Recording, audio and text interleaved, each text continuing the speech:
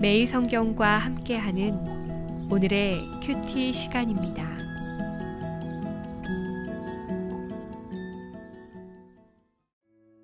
(4월 28일) 오늘의 말씀은 에스겔 45장 18절에서 46장 24절입니다. 여호와께서 이같이 말씀하셨느니라. 첫째 달 초하룻날에 흠없는 수송아지 한 마리를 가져다가 성소를 정결하게 하되, 제사장이 그 속죄제 희생제물의 피를 가져다가 성전 문설주와 제단 아래층 네 모퉁이와 안뜰 문설주에 바를 것이요, 그달 7일에도 모든 과실범과 모르고 범죄한 자를 위하여 역시 그렇게 하여 성전을 속죄할지니라. 첫째 달 열 나흔 날에는 유월절을 7일 동안 명절로 지키며 누룩 없는 떡을 먹을 것이라. 그날의 왕은 자기와 이 땅 모든 백성을 위하여 송아지 한 마리를 갖추어 속죄제를 드릴 것이요, 또 명절 7일 동안에는 그가 나 여호와를 위하여 번제를 준비하되, 곧 이래 동안에 매일 흠없는 수송아지 7마리와 순양 7마리이며, 또 매일 순염소 한 마리를 갖추어 속죄제를 드릴 것이며, 또 소제를 갖추되 수송아지 한 마리에는 밀가루 한 에바요, 순양 한 마리에도 한 에바며, 밀가루 한 에바에는 기름 한 흰씩이며, 일곱째 달 15째 날에 7일 동안 명절을 지켜 속죄제와 번제며 그 밀가루와 기름을 드릴지니라. 주 여호와께서 이같이 말씀하셨느니라.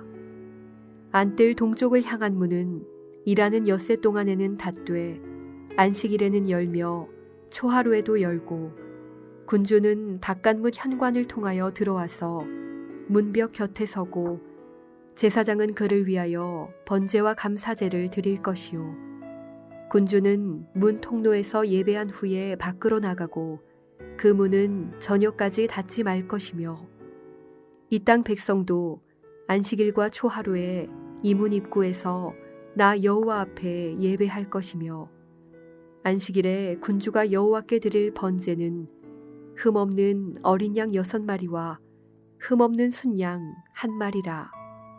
그 소제는 순양 하나에는 밀가루 한 에바요, 모든 어린 양에는 그 힘대로 할 것이며, 밀가루 한 에바에는 기름 한 흰씩이니라. 초하루에는 흠없는 수송아지 1마리와 어린 양 6마리와 순양 1마리를 드리되 모두 흠없는 것으로 할 것이며, 또 소제를 준비하되 수송아지에는 밀가루 한 에바요, 순양에도 밀가루 한 에바며, 모든 어린 양에는 그 힘대로 할 것이요, 밀가루 한 에바에는 기름 한 흰씩이며, 군주가 올 때에는 이 문 현관을 통하여 들어오고 나갈 때에도 그리 할지니라. 그러나 모든 정한 절기에 이 땅 백성이 나 여호와 앞에 나아올 때에는 북문으로 들어와서 경배하는 자는 남문으로 나가고 남문으로 들어오는 자는 북문으로 나갈지라. 들어온 문으로 도로 나가지 말고 그 몸이 앞으로 향한 대로 나갈지며, 군주가 무리 가운데에 있어서 그들이 들어올 때에 들어오고 그들이 나갈 때에 나갈지니라.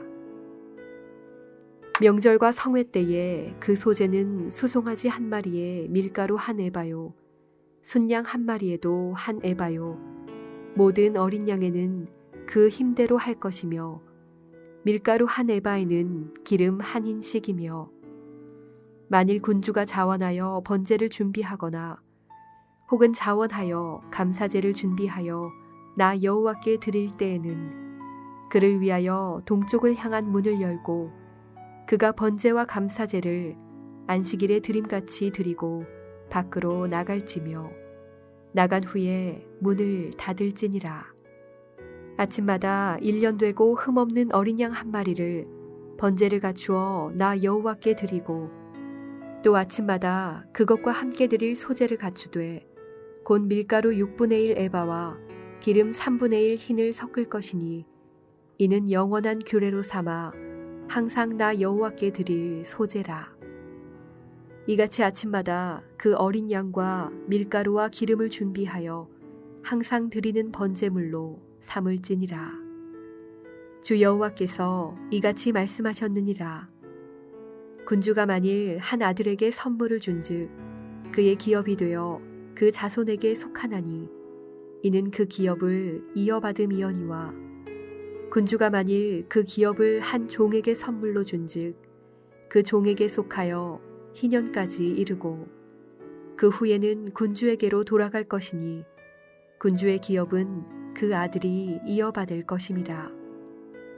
군주는 백성의 기업을 빼앗아 그 산업에서 쫓아내지 못할지니 군주가 자기 아들에게 기업으로 줄 것은 자기 산업으로만 할 것임이라. 백성이 각각 그 산업을 떠나 흩어지지 않게 할 것이니라.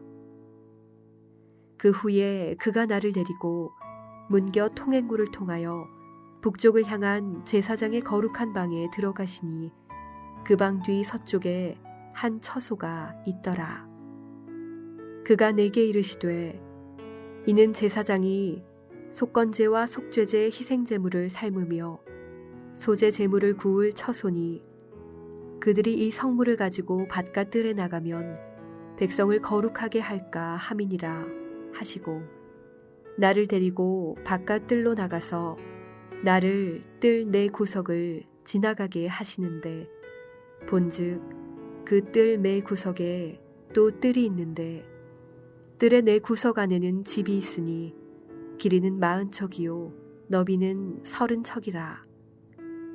구석의 네 뜰이 같은 크기며 그 작은 네 뜰 사방으로 돌아가며 부엌이 있고 그 사방 부엌에 삶는 기구가 설비되었는데 그가 내게 이르시되 이는 삶는 부엌이니 성전에서 수종드는 자가 백성의 제물을 여기서 삶을 것이니라 하시더라.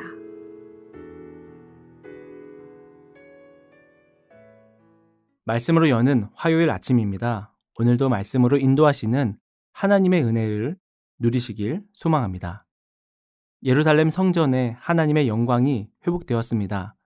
이스라엘 백성들은 그 성전을 중심으로 땅을 분배받아 살아갈 수 있었습니다. 그러나 회복은 여기에서 그치지 않습니다.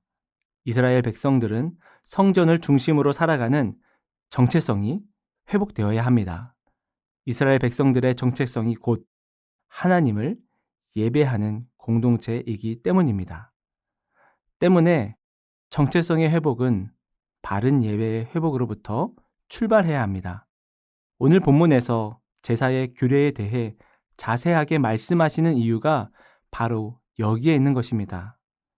이스라엘 백성들은 새해 전날 성소를 정결하게 하는 규례부터 시작하여 여러 절기를 정하여 하나님께 제사를 드려야 합니다. 이 절기들은 매우 중요한 것입니다. 먼저 거룩하신 하나님을 예배하는 것은 당연한 것입니다. 동시에 정기적으로 하나님께 나아가 속죄의 은혜를 구하고 섬기며 예배함을 통해 그들이 하나님의 백성이라는 정체성을 다시 상기시킬 수 있었습니다. 이스라엘 백성들이 여러 절기를 정하여 하나님께 예배했듯이 우리도 마음과 삶의 중심을 예배로 바로 세워야 합니다. 우리는 예배하기 위해 부름받은 사람들이기 때문입니다. 또한 교회는 무엇보다 예배하는 공동체로 부름받았기 때문입니다. 오늘 본문은 성전의 부엌에 관한 규정으로 끝이 납니다. 부엌은 성소에서 떨어져 있지만 결코 소홀히 할 수 없는 곳입니다. 왜냐하면 부엌은 하나님께 드릴 제물을 삶는 곳이기 때문입니다. 그러니 부엌에서도 거룩함을 유지해야 합니다. 제사를 드리는 제단뿐만 아니라 제사를 준비하는 과정도 중요함을 말하고 있는 것입니다. 하나님의 백성은 어느 곳에서나 그 거룩함을 지키기 위해 애써야 함을 말해주고 있는 것입니다. 예배는 하나님의 거룩하심에 대한 찬양이며 또한 우리가 그분의 거룩하심을 닮아가는 과정인 것입니다. 세세한 절기와 제사에 대한 규정은 우리에게 구별된 삶을 살도록 요구하고 있는 것입니다. 기도하겠습니다. 주님, 우리의 삶이 하나님께서 기쁘게 받으시는 거룩한 산 제사가 되길 원합니다. 우리가 하나님의 거룩하심을 닮아가도록 인도하여 주시옵소서. 예수님의 이름으로 기도합니다. 아멘.